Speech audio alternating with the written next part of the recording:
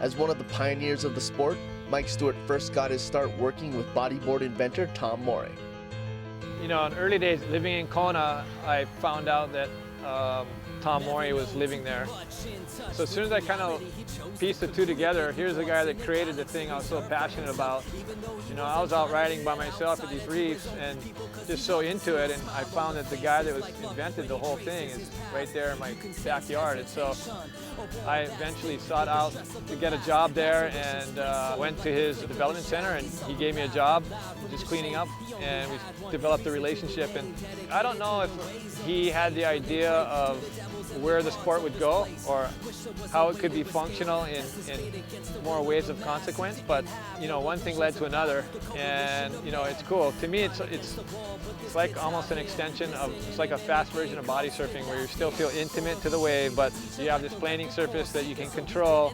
So it's in between, I guess, a regular surfing craft and just body surfing, where you know, it's still kinetic, the board's still kinetic, you can control the planing surface, but you can also go really fast. You know, going skegless is a whole other realm of speed because there's that much less resistance. So smaller surface area than a normal surfboard, no skegs, and high speed. You can go really quick skipping on the top of these waves. Over the years, bodyboarding has transformed into a high-flying acrobatic show as the limits of amplitude started to push.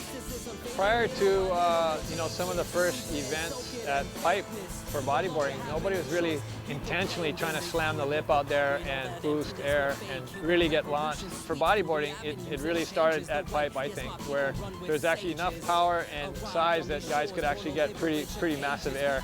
And so to me, that was like a big step forward towards that whole next level of performance.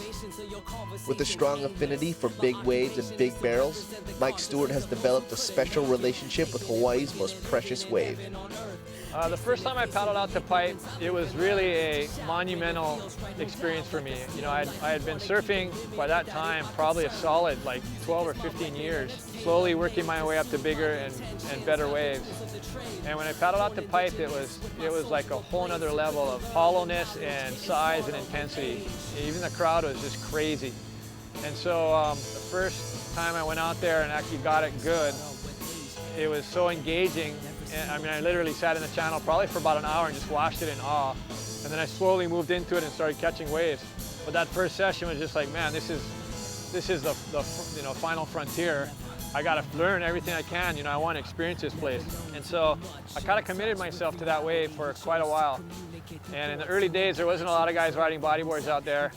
You know, I have a great respect for all the guys surfing that place, and I hopefully am respectful in the water, and I think that respect probably wears off onto them, and they go, oh, okay, you know, this guy's not going to be disrespectful, and he's going to be cool, and so I kind of slowly worked my way into the lineup like that.